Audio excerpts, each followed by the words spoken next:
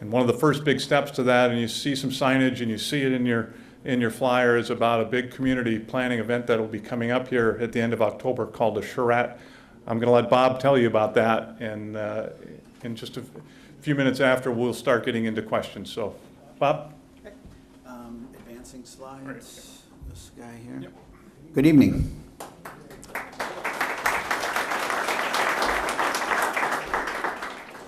So I'm not going to tell you the origins of the word charrette. If you got a smartphone or you're in a library, so go for it.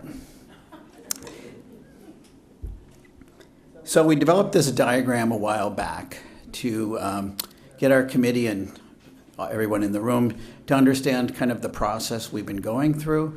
We're doing a lot of community engagement. We're on our 6th Tech Talk, right? We did a big meeting back in November.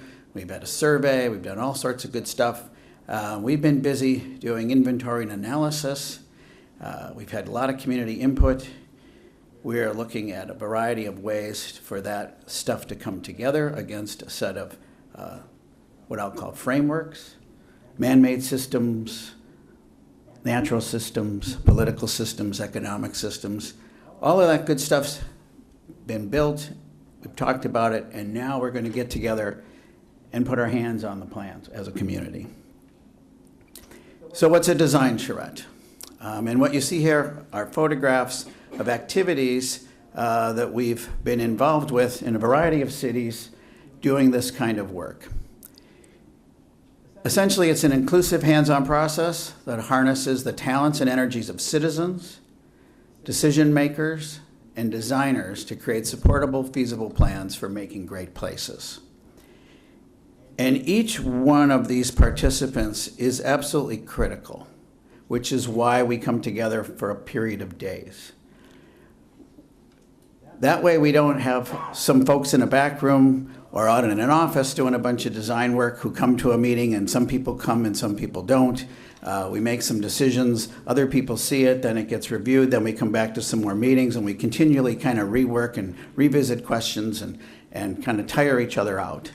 So given all the background, all the work we've done to date, what we're trying to do is to get everybody together who make decisions, who have passion and ideas, and have some talent and experience, that's the design team, to translate your ideas into some images, into some drawings, into some designs for us all to kind of look at together.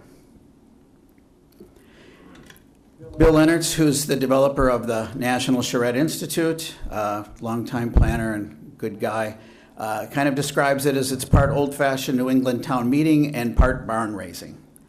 So if you can think about, we've kind of been having those old-fashioned New England town meetings over the last few months, taking your questions, having input, having discussions with the committee, thinking of ideas, and the barn raising is going to be when we all get our hands on ideas and start to flesh them out. So why would we do a charrette? Well, part of the reason we do it from the planning perspective, as I was describing, is we want to try to reduce uncertainty. Uncertainty for you, where it's, what are these guys cooking up? I didn't make that meeting. Did you see what they did? I don't know. They said we're going to work on it some more. Come back tomorrow. A couple weeks go by. Yeah, they're still working on it. You miss another meeting. Somebody doesn't show up. Oh, sorry, too late. We've made the decision. So we try to get a transparent, holistic, methodical process where we can reduce some of that uncertainty by identifying, exploring, and evaluating options together. So who's involved? We're going to run this thing for about 3.5 days. So we'll start, there's a schedule coming up, but essentially we'll start on a Wednesday night. We'll get together on Thursday as a studio. We're going to work out of the library, so the doors are open. It's a public space. We'll be doing public design in public with the public. We'll run for, generally these things run from 3 to 7 days. Ours is going to run for about 3.5 days. Again, we'll use this holistic approach where we'll be looking at social, environmental, engineering, economics, architecture, urban design, all the things we've been having these tech talks about, which is why we've set these up sequentially from 1 to 6. So that as a community, and I've seen a lot of the same faces here over and over again, is we've had these discussions about, like tonight, with economic development and recreation, and before about what happens when we take the dams out, and what happens with the sediment, and what about the fish, and all these other things that we've been dealing with, right? So we all now have a sort of shared conversation and a set of baseline conditions we can react to. We put everybody's hands on the plans who can show up and participate. It includes decisions, drawings, presentations, and again, we're kind of in the weeds on planning jargon, but the idea is that we have these feedback loops, right? So again, you see these people in these pictures. They aren't actors playing community members. They're real community members, and these are real processes, just like we're going through. The idea is we'll start out on our first evening, and we'll have exercises and conversations around visioning and programming, right? We've kind of defined the project. We're doing this corridor planning study. We've done a lot of technical work. So now, between now and then, we'll be working with your committee to, as Patrick pointed out, to craft some basic guiding principles or values that will serve as some evaluation criteria so we can look at designs and just not have a beauty contest. So that's our first touch point with all of you. We'll go into the studio. The studio will be open. We'll be doing exploring and designing and have some informal reviews on that Thursday. We'll do some refining on Friday and actually have another public meeting that late afternoon where we'll do pinups, we'll do presentations, we'll answer questions, we'll argue a little bit, we'll decide if somebody's crazy or somebody's a genius, and we'll go back on Saturday, actually Friday night for us, work a lot in the evening, work all day Saturday, sketch more things up, clean things up, and then on Saturday afternoon, preferred scenarios based on input from all of you will be pinned up, and we'll have another set of conversations. And we'll have done some work and advanced the process so that together, as you move forward to make your decision about relicensing and other things on the corridor, we've got a sound basis of having explored and looked at what are the machinations, what are the ideas, what's starting to make sense.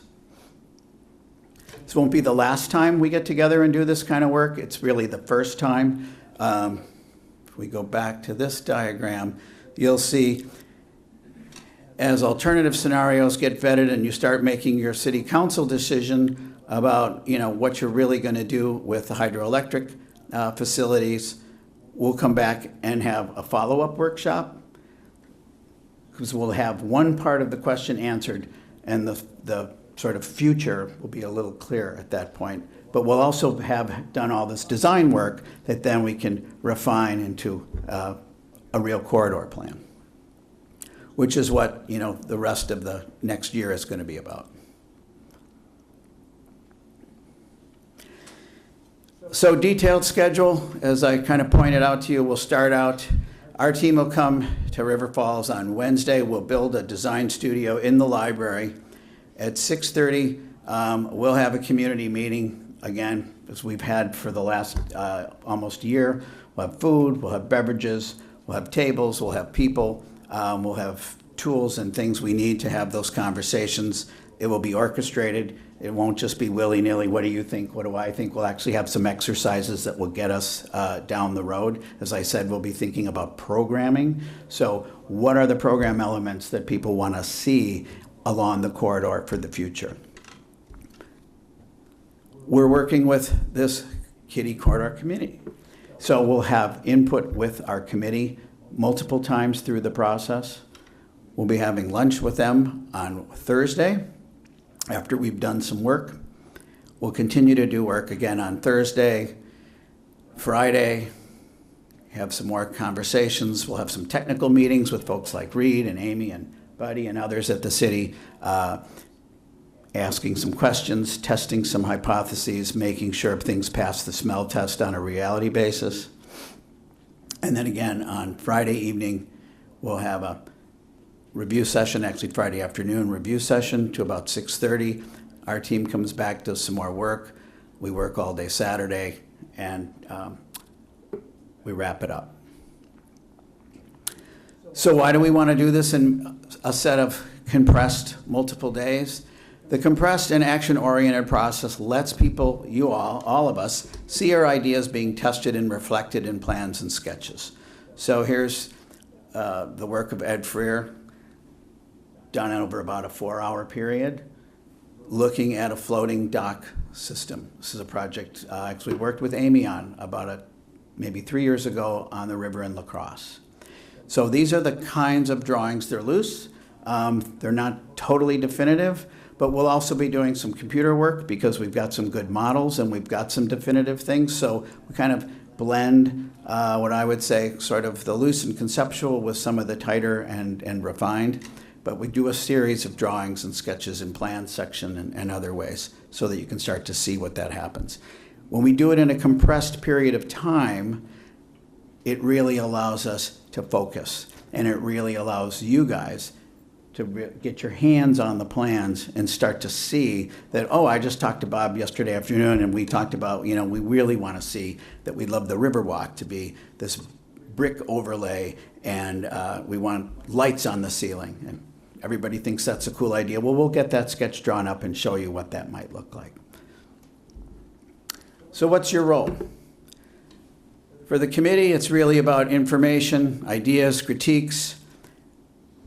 You're the ambassadors, right? You've been representing various factions and various people and yourselves over the last year, and you'll continue to do that. So you'll have hands-on directing our work as you've already done, but also, pushing people that to make sure they get out and come out and visit us and participate. For community members, it's really about your ideas, your information, your energy. You're the experts here. You live here. You experience River Falls for 10 years, 20 years, your whole life.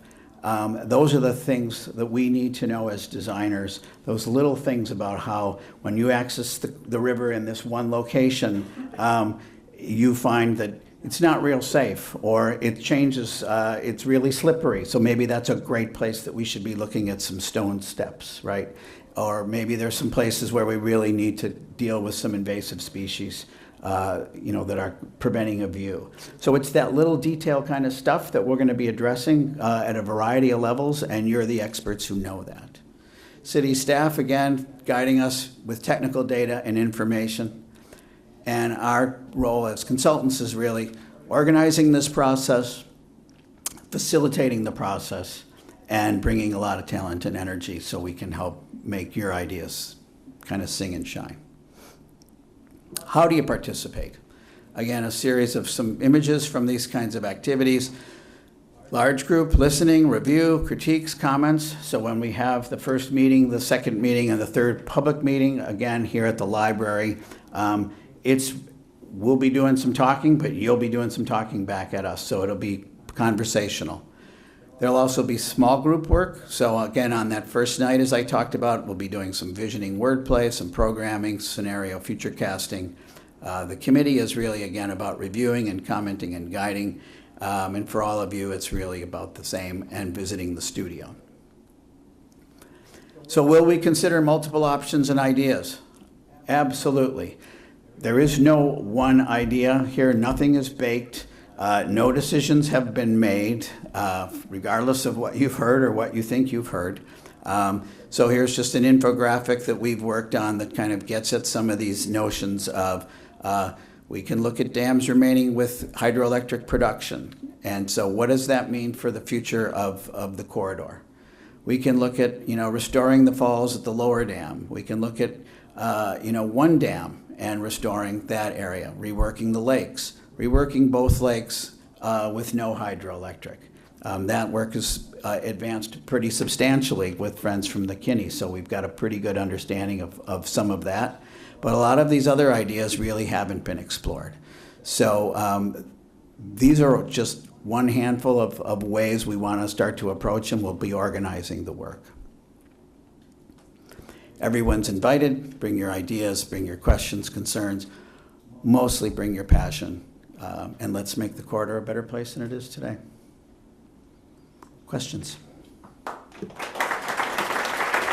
Thanks.